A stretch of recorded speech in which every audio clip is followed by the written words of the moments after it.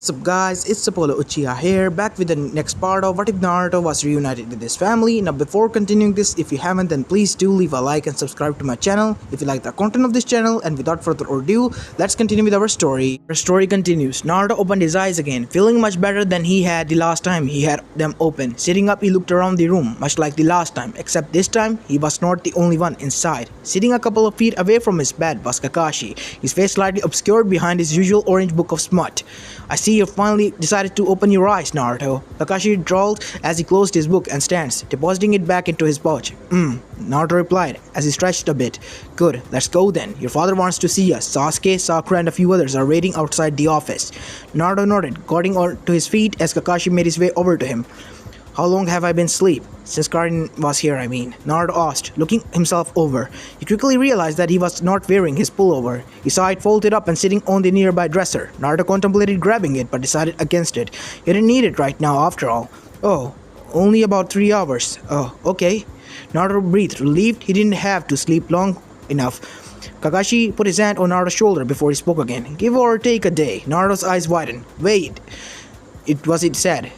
They vanished in a swirl of leaves, appearing in front of the doors of the Hokage office within the tower at the center of the Forest of Death. What?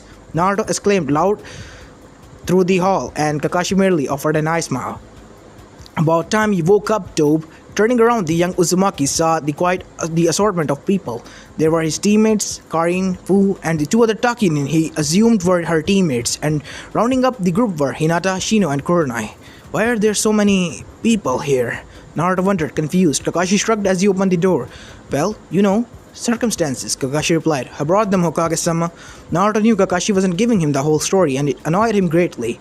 Now that the door were open, Kakashi stood aside, and Naruto's mood immediately was beginning to improve, at the side of his parents and on the other side. The many people in the hall trickled in as well, most of them having their eyes widened in the surprise at the sight of the Yondam, who was supposed to be dead.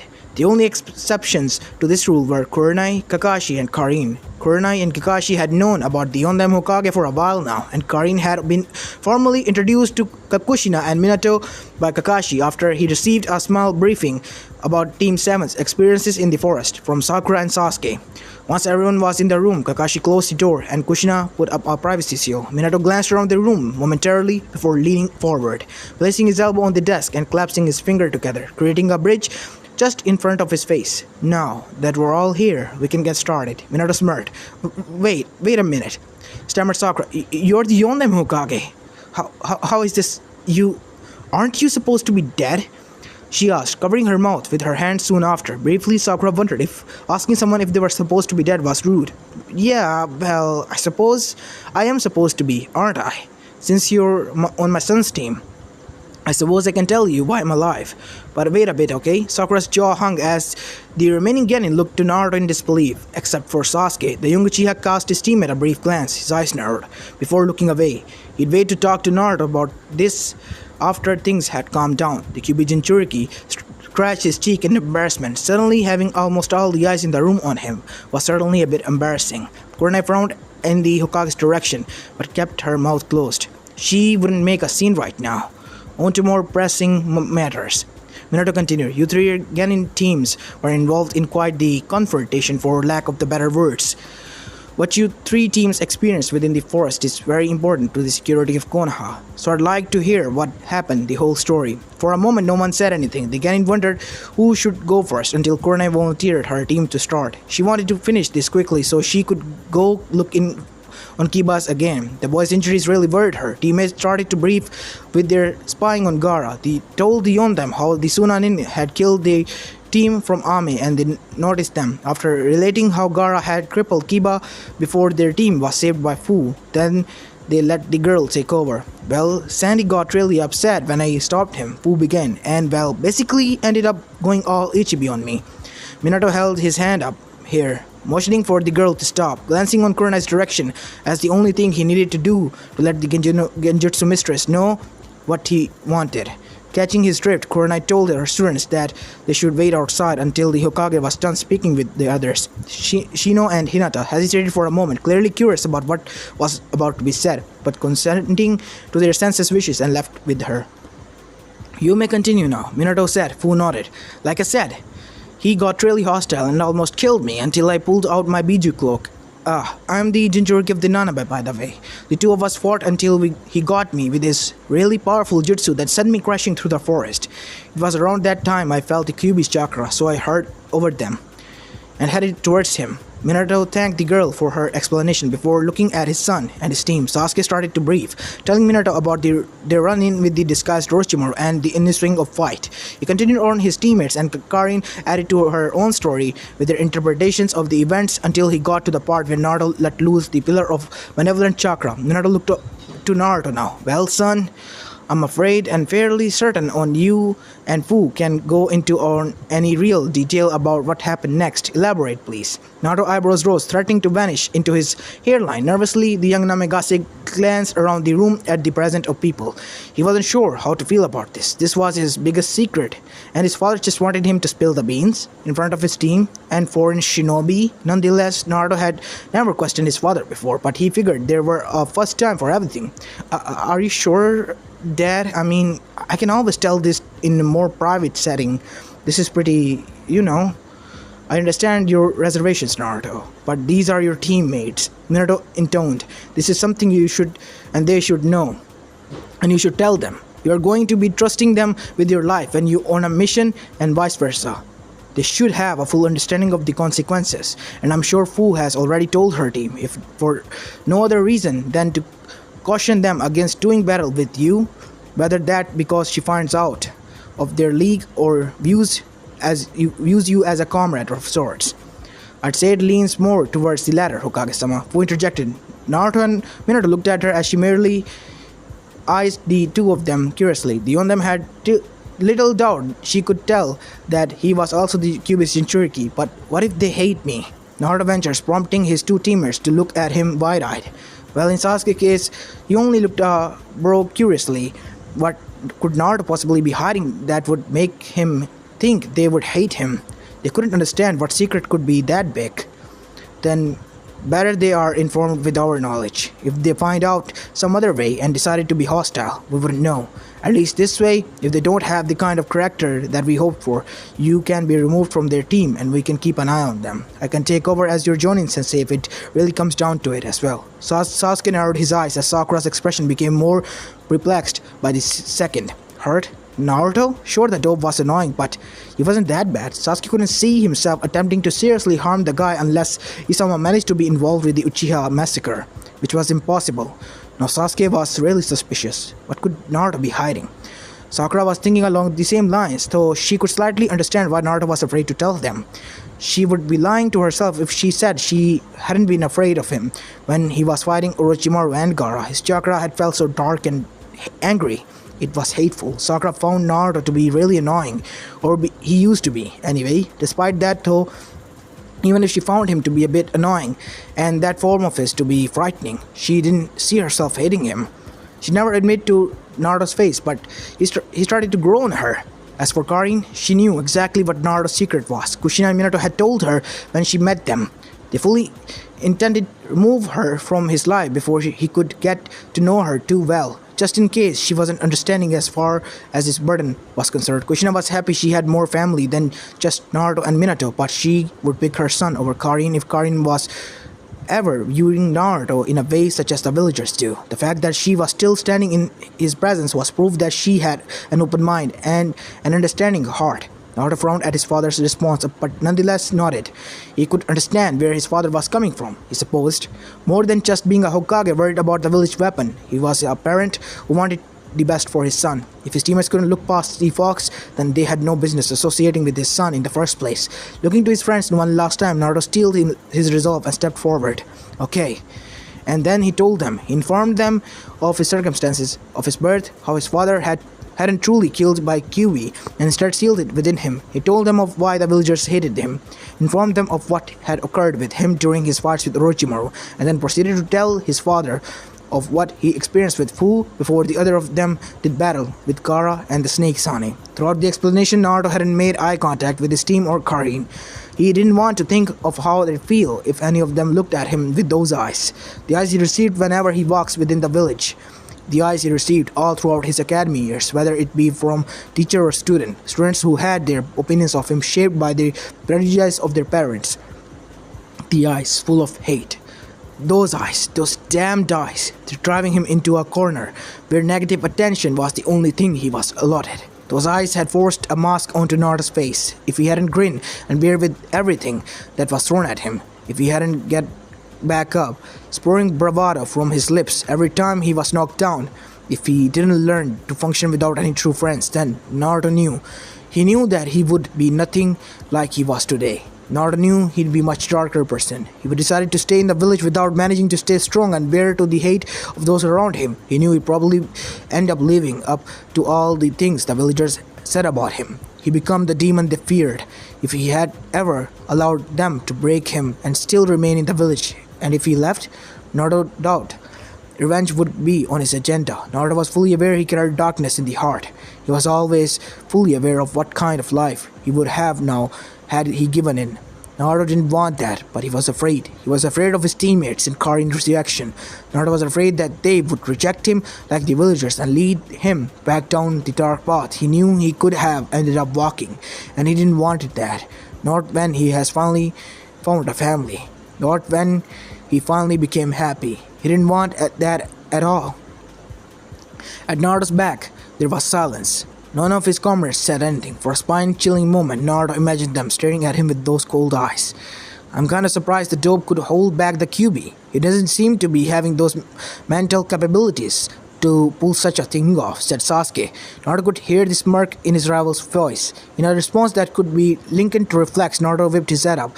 Oi! Yelled Naruto, offended by Sasuke's crack at his intelligence. Sasuke just smirked back, and after a moment, it hit the blonde. He was looking at his rival, and Sasuke was smirking back. You don't care? Asked Naruto. Surprised Sasuke shrugged. You're still you, said Sasuke simply. Naruto didn't question it. He couldn't understand what Sasuke meant, oddly enough. Sakura? Karin? Naruto ventured, hoping Sasuke wouldn't be his only remaining friend. It's a little bit frightening, Sakura admitted, causing Naruto to wilt slightly, but Sasuke is right. You've been burdened with the QB all your life. Us knowing doesn't change that. Despite that burden, you were never different than any of the rest of us. You never tried to hurt any of us either, and you already proved you lay your life down for us. I don't really see any reasons to look at you any different now, I guess. As for me, said Karin, Aunt Kushina already told me. I don't care. I have no reason to be afraid of my family. Naruto was left speechless. He's been so afraid, and now his worries had been laid to rest. He hadn't lost his teammates. The QB hadn't totally ruined his life yet. Thanks. You don't know how much this means to me, said Naruto, forcing back tears that were threatening to follow. Sasuke looked at his rival's expression and couldn't help but wonder at it. He looked so relieved to know they accepted him. Sasuke wanted power. Right now he wanted that more than anything. He needed it. If he wanted to kill Itachi, he needed far more power than he did now. But seeing Naruto, who had so much power at his disposal, act like this, Sasuke had to wonder, is the price for power always worth it? Before today, Sasuke would have said yes. Now, he wasn't sure. Minato and Kushina smiled at their son and his team, happy that he had friends he could trust. So Kakashi was also smiling, though it wasn't a full-blown eye smile, so it was hidden by his mask. His team certainly had a rough beginning, but it seemed that they were finally starting to shape up. Fu looked on with a smile as well, happy that one of our fellow Jinchurikis had people he could rely on.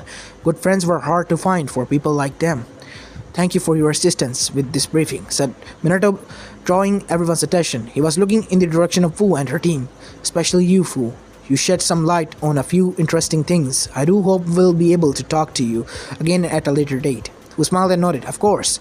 I'm sure Chome wants to chat more with the QB anyway, replied Fu, before Minato thanked her once again and let the team from Taki know they could leave. Once Fu team took their leave, Minato cleared his throat and spoke up once more.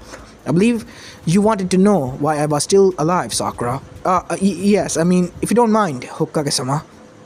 Sakura replied, still a bit perturbed that she was talking to the supposed dead man who just so happened to be a very famous Hokage and the father of none of her teammates.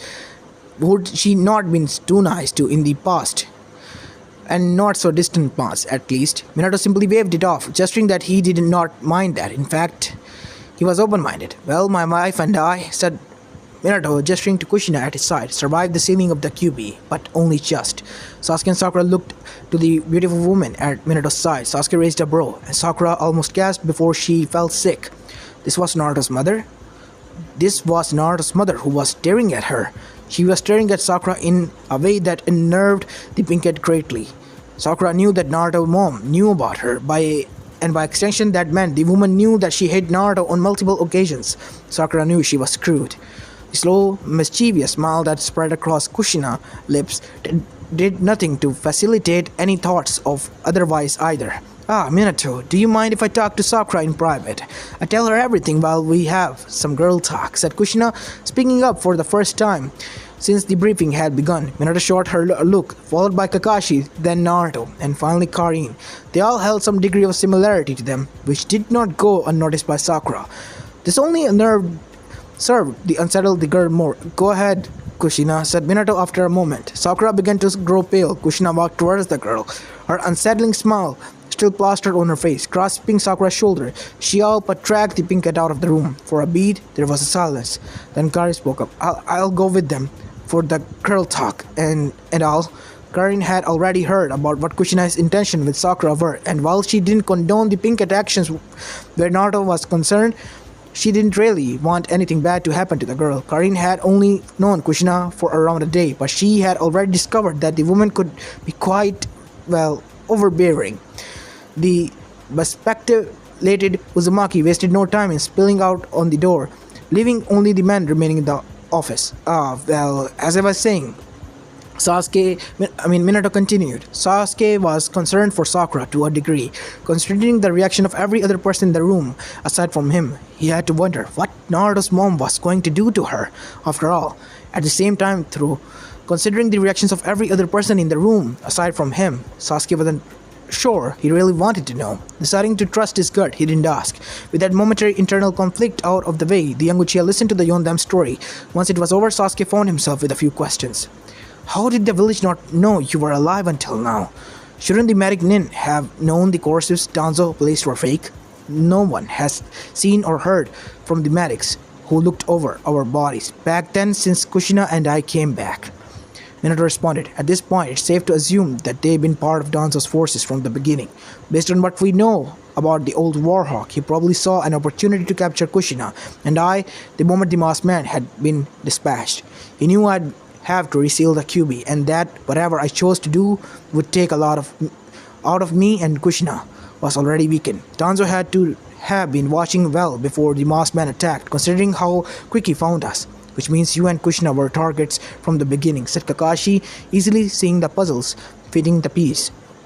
Yes, us or Naruto. I don't think Danzo would be so foolish as to attempting kidnapping us when I was still at full strength, which means his target was most likely Naruto. Either he wanted a subordinate with the Uzumaki's family's Kakagenkai, along with possibility gaining a very powerful seal master, or he wanted to use Naruto as some sort of revenge against me. Kakashi frowned at Minato's response. He hadn't yet considered that, but it certainly made sense. Kakashi assumed it would be much easier, still extremely difficult considering how Danzo would be crossing to kidnap Naruto that it would be kidnapping Minato and Kushina. At this moment, the masked man, you were speaking about, Hokage-sama. Are you sure it was an Uchiha? Asked Sasuke. Minato simply nodded. Yes, I'm positive. The Uchiha are the only clan who could hope to put a Biju under their control without the use of a Jinchuriki in the first place. Do you think the one who did it is dead then? Sasuke clenching his fist as he considered what had happened to every Uchiha within the village after what Itachi did. No, said Minato, shaking his head with a grave expression. Every Uchiha within the village was killed. That much is certain, but I know the masked man is still alive. Harshian seals last forever, and the one I placed on him was something I checked periodically since I managed to regain my strength. That particular seal, it's been moving. To be honest, the odds that he was even in the village before or after the QB attack is unlikely. An Uchiha of his ability going unnoticed within the walls of the village is preposterous. Sasuke scowled at the Yondam's response. There was another Uchiha out there.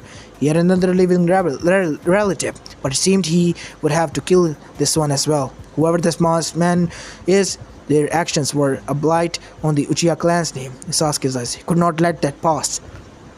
I have one last question, said Sasuke. Danzo had been the Uchiha clan's representative on the council. Now that he's gone, who will be the clan's representative? You, said Minato simply. If you pass the tuning exams, this is if not, I can probably get Kushina to do it. Sasuke bro tipped in confusion as he eyed Minato. What does she have to do with my clan? Oh, you don't know then. I see. Well, Kushina and your mother were great friends. Great enough friends that Kushina became your godmother. The young Uchiha was rendered speechless. Link break. Orochimaru watched Kabuto inside Oto, and his team take out another team within the forest from behind a tree. Once Kabuto retrieved this fallen team scroll, he returned to Orochimaru's hiding place while adjusting his glasses. Orochimaru-sama. Kabuto's team straightened up upon hearing their leaders utter their master's name. Stepping from the trees, Orochimaru greeted his subordinates with one of his unusual unnerving smiles.